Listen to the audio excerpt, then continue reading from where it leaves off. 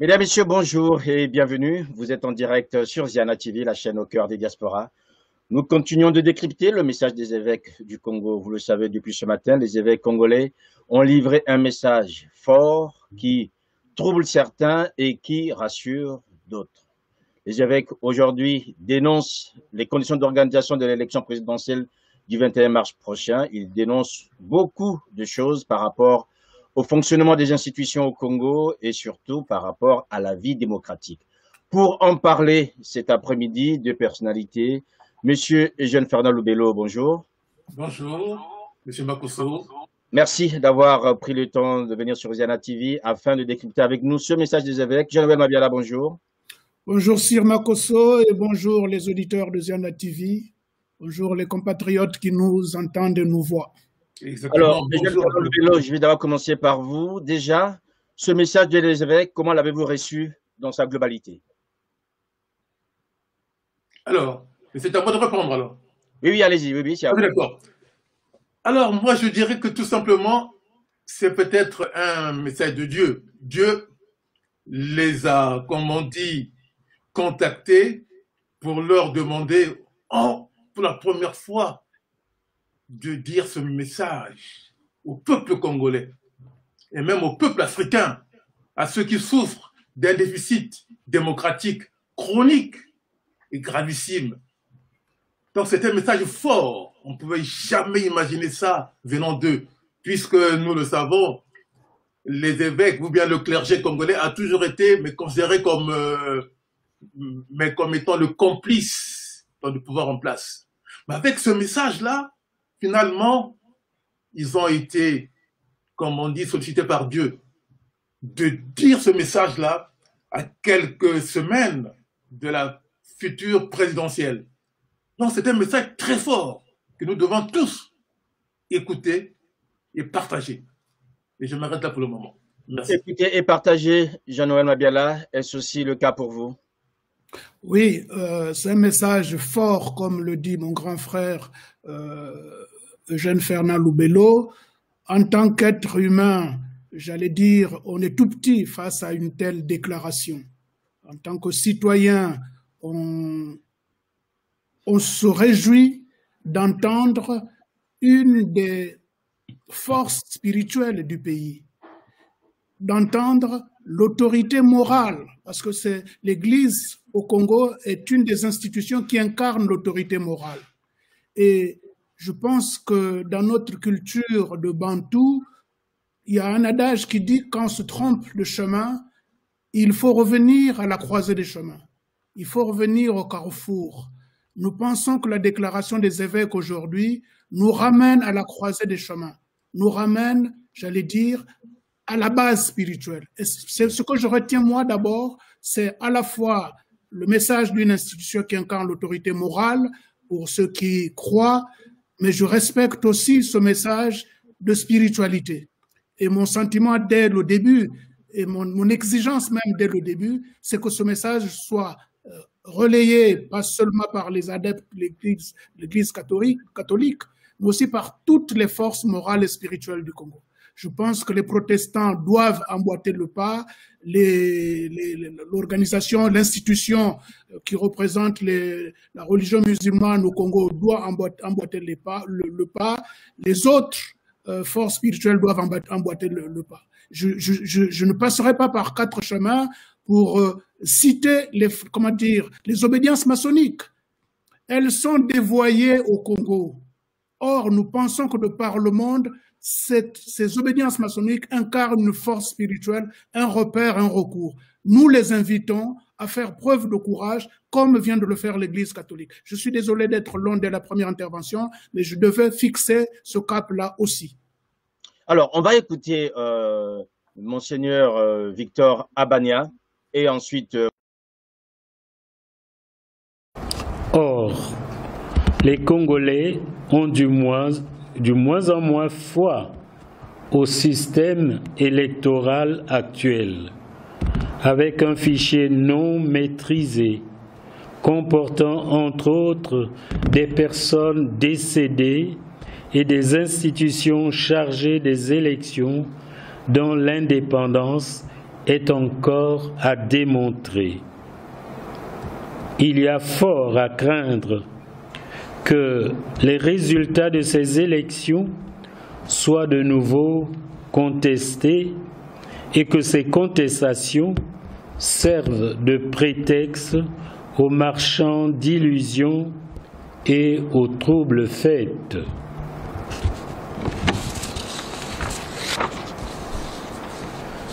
Pour n'avoir pas mis en place un cadre consensuel d'organisation des dernières élections, des contrées plus peuplées sont aujourd'hui sous-représentées à l'Assemblée nationale, tandis que d'autres, moins peuplées, sont surreprésentées. Et beaucoup de problèmes nés de ces élections n'ont pas été résolus à ce jour. Et on s'apprête à rééditer cet exploit. Notre peuple est fatigué de ces élections qui fragilisent la cohésion sociale et entachent l'image de notre pays à l'étranger. Ne pas prendre conscience des maux qui minent la gouvernance électorale dans notre pays depuis quelques décennies, c'est s'exposer à ce que les mêmes causes produisent les mêmes effets. Voilà, vous avez entendu donc Monseigneur... produisent les mêmes effets. Nous regrettons que la concertation ait supplanté le Conseil national pour le dialogue. Mais nous continuons à croire qu'un dialogue politique le plus large possible est la voie la plus indiquée pour refonder notre nation sur des bases institutionnelles et morales consensuelles. Voilà. Alors, ainsi que si vous pouvez juste arrêter de votre côté, M. Loubello, le chant. On a le discours dans le continu. Et 2018. Merci. Pour bien dire, quelle est d'abord votre première réaction, M. Loubello, quand on entend les évêques disent qu'il y a un problème de gouvernance électorale? Allô? Oui, vous nous entendez? Je n'entends plus rien là. Mais nous, on vous entend. Hein. Geneviève Mabiala, si vous m'entendez? Moi, je vous entends, Sir Makosso. Alors, il y a un problème du côté de M. Loubello. Nous vous entendons, M. Loubello. Je n'entends plus rien.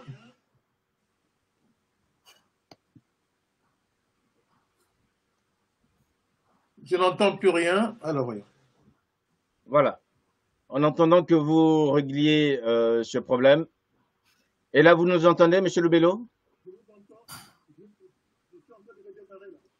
OK. Alors, Jean-Noël Mabiala, votre réaction par rapport à cette problématique de la gouvernance électorale. Je rappelle que vous-même, vous avez déjà posé ce problème depuis de nombreuses années. Et cette fois-ci, les évêques, je dirais, vous emboîtent le pas et posent réellement le problème tel que les opposants l'ont toujours fait. Moi, je pense qu'il faut déjà reconnaître, et ils l'ont rappelé eux-mêmes, que ce n'est pas la première fois que l'Église s'exprime sur cette situation. Ce n'est pas la première fois. Depuis 2016, je pense qu'ils ont eu d'autres messages, peut-être pas aussi forts, peut-être pas aussi clairs, peut-être pas aussi détaillés dans le diagnostic. Moi, je relève 3 choses dans ce message. Il y a un diagnostic clair, détaillé. La deuxième chose, il y a des défis, il y a des enjeux, il y a des défis. Et la troisième chose, ils ont su exprimer les aspirations du peuple congolais. Et ces aspirations sont légitimes du point de vue de la conscience nationale, mais elles sont aussi légitimes, et maintenant nous savons qu'elles sont légitimes devant Dieu. Et je crois que c'est ça, la force de ce message, c'est dire aux Congolais que vos aspirations sont légitimes devant Dieu. Et maintenant, on va savoir qui peut prétendre être au-dessus de Dieu. Voilà, moi, ce que je retiens globalement de ce message, le décryptage que je peux faire de ce message. Alors, Jean-Fernand Loubello, par rapport à la gouvernance électorale, les évêques quasiment vous prennent les mots à la bouche, comme on dit. Hein. Ah ben, tout à fait. En tout cas, ils ont été brillantissimes. Vraiment, je peux même dire que c'est peut-être le cardinal Émile Beyenda qui leur a dit ça, franchement. Du jamais vu au Congo. Mais il faut quand même dire la vérité. Le coup d'État a eu lieu le 5 juin 1997. Il y a eu la transition pendant 5 ans. Depuis 2002, ça soit toujours organisé ces élections à lui, à sa manière. En ne respectant pas les principes démocratiques. Il n'y en a jamais eu. Et jusqu'aujourd'hui. Donc, avec ce message qui est très fort, moi, si j'étais Sassou, j'allais dire, il n'y aura pas d'élection. On va tout revoir. Le découpage électoral, le fichier électoral, la CENI, les cartes d'électeurs, les biométriques, tout revoir de fond en comble. Mais ne pas écouter ce message, ça veut dire que Sassou et son pouvoir sont habités par Satan. Il devrait dire aujourd'hui, honnêtement, j'ai écouté ce message qui était très profond. L'élection de mars 2021 n'aura pas lieu. On va tout revoir à zéro pendant les 6 mois à venir pour organiser une élection présidentielle transparente sur toute la ligne. Toute la ligne. Pour rentrer dans l'histoire. Retrouver le schéma de la conférence nationale. C'est ça en fait. C'est ça le vrai boulevard que Sassou nous a fermé depuis 1997. Ouvrir ce boulevard de la démocratie et ça sera, comme on dit, un modèle de fonctionnement dans l'Afrique centrale et même au-delà. Je m'arrête là pour le moment. Voilà, je rappelle juste pour ceux qui nous suivent que nous avons invité des personnalités de la majorité présidentielle pour s'exprimer. Nous avons déjà quelques réponses. Nous espérons que dans la journée, on pourra les avoir, qu'elles seront disponibles afin d'échanger sur ce message. Alors, Jean-Noël Mabiala, quand on entend, je vais dire, les évêques s'inquiéter de la gouvernance électorale et ses conséquences sur l'organisation de la vie au Congo, on se dit finalement le mal est plus profond qu'on ne le croyait. Oui, le mal est très profond et il n'y a pas mieux que l'Église, les autorités morales pour le percevoir. Parce nous avons tous des analyses, on a l'analyse politique, on a l'analyse sociologique, on a toutes les analyses, les économistes font leur analyse. L'analyse aujourd'hui de l'Église, j'allais dire, se fait en profondeur. Oui, le mal était profond. Et mon frère Jean-Fernand Loubello vient de le dire, ça ne date pas d'aujourd'hui. Par contre, là où il va falloir faire attention, c'est que l'Église n'ira pas au-delà de ce qu'il vient de dire. Les évêques n'iront pas au-delà. Ils ne dépasseront pas leur charge. Ils ont fait, j'allais dire, c'est leur sacerdoce là.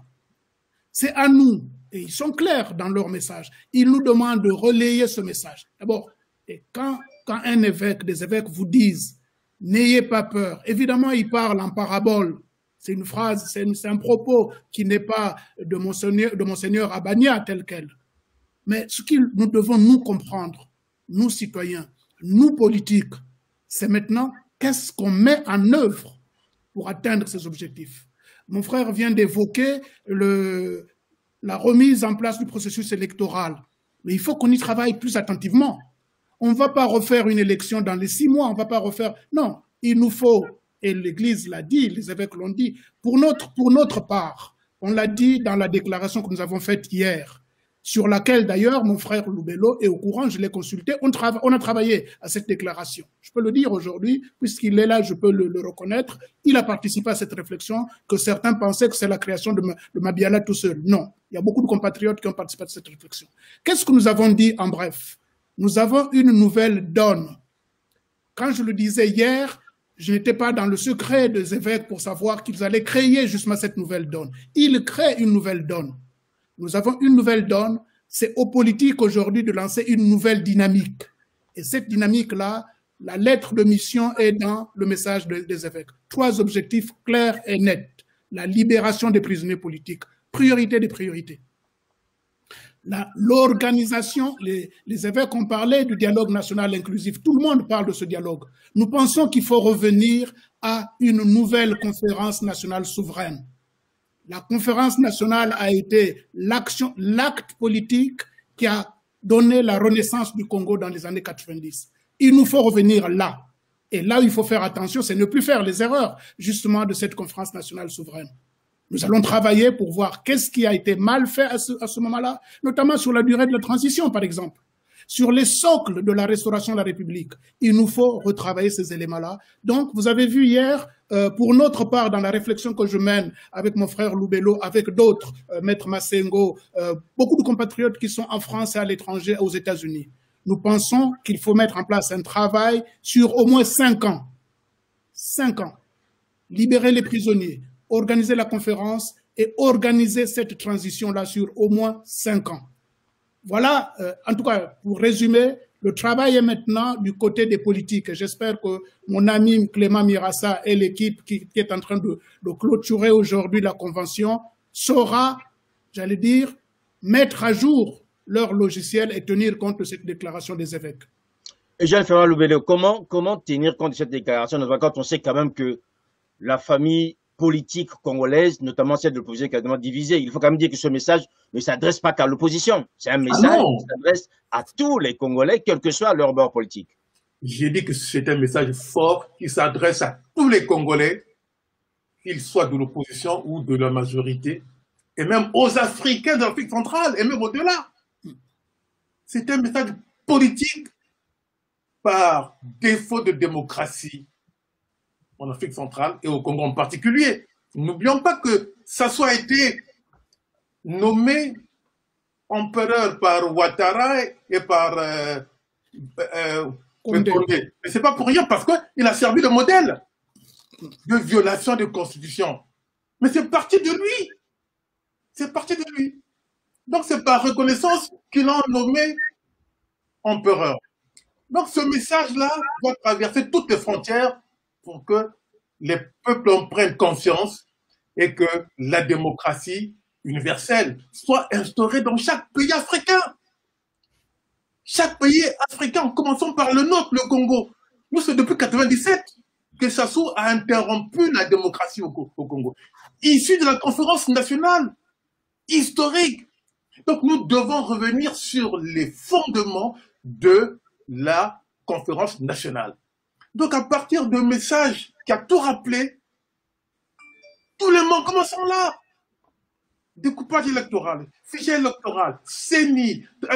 Non, il faut tout revoir de fond en comble. Alors, quand mon frère Mabela dit qu'il faut 5 ans, ah non, 5 ans c'est long, ça veut dire que ça se fait encore. Donc, rester au pouvoir pendant 5 ans. Ça peut se faire dans les 2 ans en mettant la volonté. 2 ans, c'est largement suffisant. 2 ans avec, comme on dit, c'est essayer de faire ce que Mulongo avait vécu, à peu près une transition. Ça...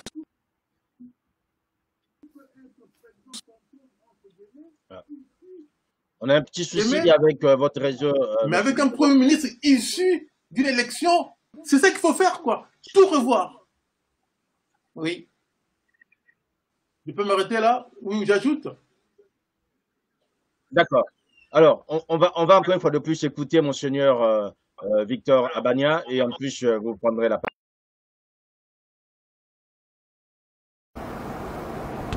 Certes, les élections sont prévues pour le 21 mars prochain.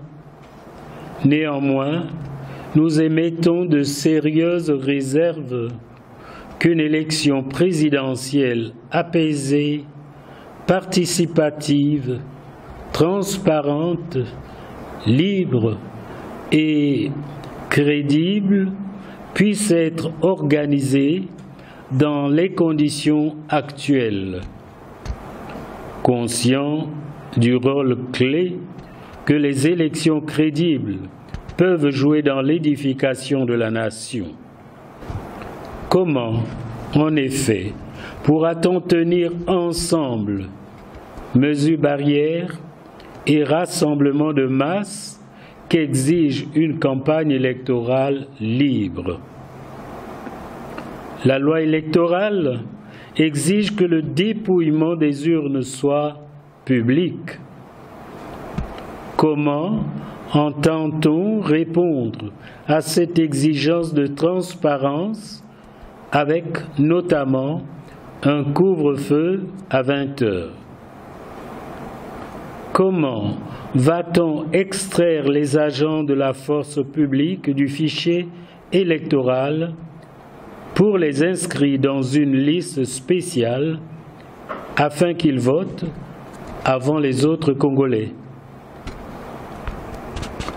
Une vraie démocratie suppose en outre, comme le suggère la Déclaration universelle sur la démocratie, que les processus d'accession au pouvoir, d'exercice et d'alternance du pouvoir permettent une libre concurrence politique et émanent d'une participation populaire ouverte, libre et non discriminatoire, exercée en accord avec la règle de droit, tant dans son esprit que dans sa lettre. Alors, Jean-Noël Mabiala, est-ce que là, les évêques ne posent pas le principe que cette élection devrait normalement être reportée, même s'ils ne le disent pas, parce que quand on les entend, on comprend très bien que les conditions ne sont pas réunies, qu'on ne peut pas mettre ensemble couvre-feu et élections libres qui nécessitent des réunions, dans un contexte sanitaire quand même assez spécial. À mon avis, il ne faut pas prendre ce message par des petits bouts. Il faut prendre ce message dans sa globalité. C'est pour ça que moi, je ne reprends pas les termes du message un à un, je les analyse globalement. Globalement, qu'est-ce qu'on a? Globalement, on a un constat d'échec. On a un constat d'échec. Les églises, les évêques ont la diplomatie qui est la leur. Nous, politiques, nous traduisons ça en disant le pouvoir en place a échoué. Pas seulement pour organiser une élection, mais pour répondre aux besoins des Congolais. Le pouvoir en place a échoué, pas seulement pour organiser une élection, mais pour assurer la sécurité aux Congolais. Le pouvoir en place a échoué, pas seulement pour une élection, mais pour la gouvernance dans la gestion financière. Les églises parlent de ramener l'argent qui a été détourné. Donc, on ne peut pas prendre bout par bout. Je crois qu'il faut le prendre globalement et à partir de la globalité, dire que, qu'est-ce qu'il faut dire à la fin, une fois qu'on a dit ça? C'est que ce que l'Église dit diplomatiquement, nous le disons politiquement, ce n'est plus au pouvoir en place de sauver le Congo. Ils ont fait la preuve, soit de la mauvaise volonté, soit de l'incompétence, soit même du mépris qu'ils ont vis-à-vis des Congolais. Les évêques parlent des humiliations des retraités. Voyez? Donc, pour nous, il faut prendre la chose de façon globale et dire, on va organiser, j'allais dire, on va organiser la fin de ce régime pour que le peuple reprenne le pouvoir. Le peuple reprendra le pouvoir, et je réponds à ce que disait mon frère tout à l'heure. Je me suis mal fait comprendre quand j'ai parlé de 5 ans. Je n'ai pas dit qu'il faut laisser ce pouvoir-là pendant 5 ans. Non, j'ai dit qu'il faut tout faire pour libérer les prisonniers politiques, tout faire pour arrêter ce régime et mettre en place des dispositions spéciales, en quelque sorte. Et c'est de ces dispositions qu'arrivera la nouvelle conférence nationale souveraine, c'est de ces dispositions spéciales qu'arrivera la transition. Et c'est en ce moment-là qu'on verra la durée de la transition. Voilà ce que je vais dire. Donc, globalement, il ne s'agit pas de donner un blanc-seing au régime en place pour qu'il continue tranquillement ou pour reporter l'élection. C'est pas l'enjeu. Reporter l'élection, à mon avis, c'est pas l'enjeu. Il faut dire que les Congolais souffrent, les Congolais savent que ce n'est pas ce régime qui va les sauver, et à partir de là, que les Congolais se retrouvent parce que une fois les Congolais réunis, nous trouverons la solution à nos problèmes. Et là, encore une fois, moi je me réfère à la politique, le général Jean-Marie Michel Mokoko nous a donné la preuve et a édicté une ligne en 2016 qui peut aujourd'hui servir de feuille de route politique. Là, nous venons d'avoir la feuille de route morale et spirituelle, et je sais que le général Mokoko a fait la démonstration d'une feuille de route politique qu'il nous faut à nous, politiques, réactualiser, rassembler tout le monde pour mettre un terme à ce régime le plus tôt possible, et mettre en place les dispositions transitoires. Voilà, merci Jean-Noël Mabiala. Je rappelle donc que vous êtes président du MUR, d'avoir pris le temps de décrypter avec nous ce message des évêques. Nous avions sur ce plateau M. Eugène Fernand Loubello. Malheureusement, pour des questions techniques, nous l'avons perdu. Nous continuerons dans la journée de décrypter avec d'autres acteurs, bien sûr, et nous organisons un plateau spécial ce soir à partir de 21h sur ce message, comment le comprendre et comment les politiques de tous bords devraient désormais l'aborder. Merci encore Jean-Noël Mabiala pour votre disponibilité. Merci Sir Makosso et merci à tout le monde qui a pu nous écouter. Voilà, mesdames et messieurs, nos programmes continuent. Restez connectés sur Ziana TV, la chaîne au cœur des diasporas.